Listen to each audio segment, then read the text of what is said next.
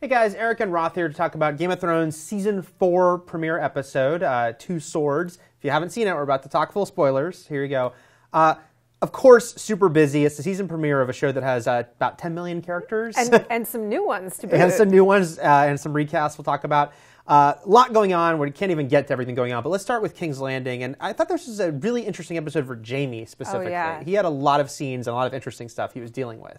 Yeah, they've put a real focus on him in this episode, which I think is right because he has lost his hand. You know, this is what what entirely defined him as a human being is now gone, and that has had massive repercussions in his family. He was sort of the golden boy in the family, and now his dad is like, I'm done with you, you're useless, very cold. But even more harsh, I think, for Jaime, just because he's so in love with her, is his sister's rejection. Oh yeah, and she is cold as she can be, you know, basically saying you took too long. You took too long. It's so her, you know, it's just so entirely selfish. Not thinking about what he had been through, but you just took too long to escape from your hellhole, right? To get to me and make me feel better. It's just so awful. But I think that it's funny because I talked to Lena Headey and at the 300 junket, and she was saying, you know, for her, that hand was what she wanted. It's what she admired about. Yeah. Well, among other things. Right. But it's what she admired about Jaime. I mean, it's what she didn't have, which was being male, being a fighter, being, you know, a swordsman. And once it was gone, it was almost like for her, his masculinity was also gone. And for him. Well, yeah, it symbolizes so much because he's known as this badass swordsman, and now that's taken away. And, like, you know, his dad is just so cold, like, you'll never be as good again. Yeah. You know? Why don't you get back and run the homestead, buddy? Right. And then, of course, the fact that Jaime has to be the one to bring up Tyrion's existence to his sister as any possible alternative for anything. So for poor Jaime, and Brienne is also trying to find her way, we see. And like you said, we watch them go through so much, Brienne and Jaime together, and now it's kind of like, here you are back in King's Landing where everything is so nice, but... And you don't fit. You don't fit anymore. And I think it sort of connects him to Tyrion in a way. They had always been close, but this, I think, connects them in a way that they don't quite fit, which gives them a different perspective on the world. Yeah. And we met a very important new character in King's Landing, Oberyn. Watch out, Lannisters. Like, this guy does not like you. Yeah, and he has an agenda. You know, he comes in there and he sort of lays it out for Tyrion, this horrible thing that happened to his family, to his sister, and clearly he wants revenge on Tywin specifically. You know, basically he feels like Tywin probably ordered the death of his sister, what happened to her. Yeah, and it's interesting. And again, that's not a spoiler. That's right there in the text of what happened in the show, is that he does not like them and he has come to sort of reap his revenge. So it presents some very interesting questions for the Lannisters about, like, they can't just take him out, you know, politically they can't do it. They need him. So how are they going to handle it, and how are they going to protect themselves? Yeah. And there was some fun. I like that. I like the depiction of the character a lot. Besides the fact that he gave us the premiere's first nudity, the Game of Thrones famous nudity. Thank you. And has a very interesting relationship with his lover and anyone else who comes in their vicinity. But yeah, anyone else that's not a prude. Right. His back and forth with Tyrion was really interesting, and you know, Tyrion's in a strange spot because it's like, he's so sort of despised in his family, but at the same time, he's not like a turncoat. He's like, yeah, go kill my dad. Yeah. Like, and they brought up the mountain, which is interesting because it's one of those things where I know if you read the book, you're like, yeah, the mountain. But I feel like the show has not really portrayed the mountain enough that people even know who he is necessarily. It's tough because he hasn't played a big role. We haven't seen him for a while. He's been recast. And so it's almost like with a show, you need a reminder for the audience. You need a reminder of who he is and what his significance is. And so if the mountain did this, like, do you believe that it would have been of his own volition, or would he have been commanded to do this? Right. You know? Now, speaking of recasting, though, we got a big one in this episode with Dany's storyline, which is Daario, and a brand new actor playing him. Again, I think that's going to throw a lot of people. I mean, it throws me, too, even though I knew about the recasting. It's pretty dramatic. It is. And I mean, I understand the recasting, I think, because I think they were looking for someone that just had a grittier vibe to him. You know, the previous Daario, I think fans had been like, this guy sort of, and no offense to him, he was a fine actor. He just had kind of a Fabio look to him a little bit.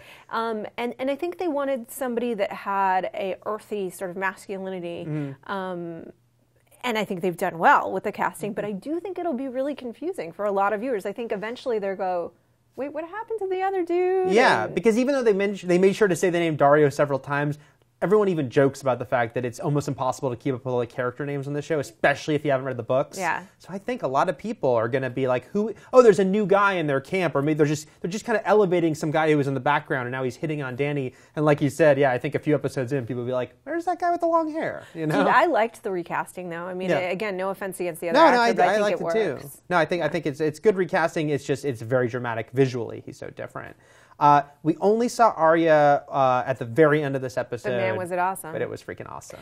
Yeah, I mean, I was saying earlier, you see a little bit that the Starks have become very pragmatically, some of them have become very pragmatically bloodthirsty. Arya, certainly, she's been bloodthirsty for a while on a sort of hunt for revenge.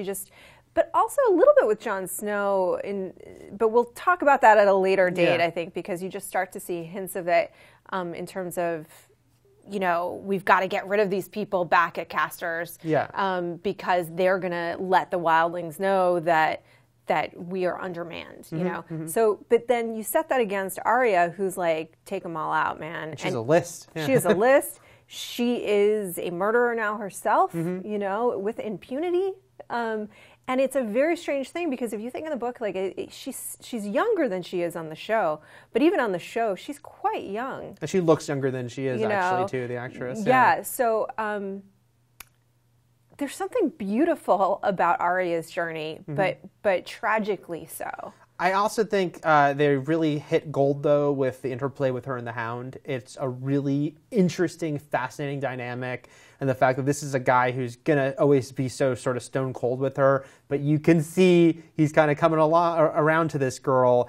And the fact that they're kind of this like badass duo, this unlikely duo, with them both on horseback. It's a very cool vibe they have, the two of them. I think she just has a spine of steel, and I think it's what in the world of the show Tywin responded to. Yeah. And I think it's what he responds to as well. I think they respond to her steeliness and it's interesting because she probably has, like her dad, a really a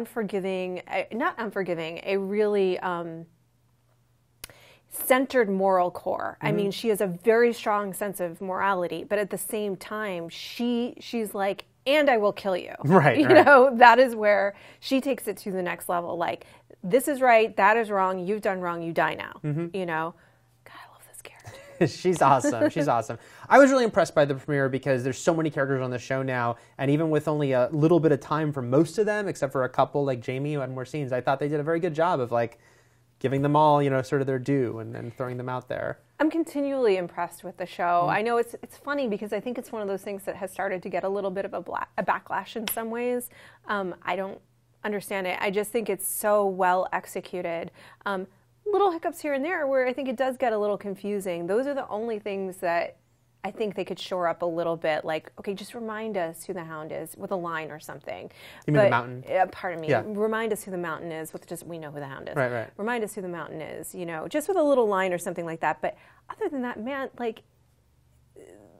these are such rich characters. They are so totally committed to this world. There is no apology in the show. They don't back off even a little bit. Yeah. And I think that's why I think it is one of the better series on television. They're not afraid to do anything. Oh, yeah, as we well know. George R. R. Martin and the producers of the show will go all in.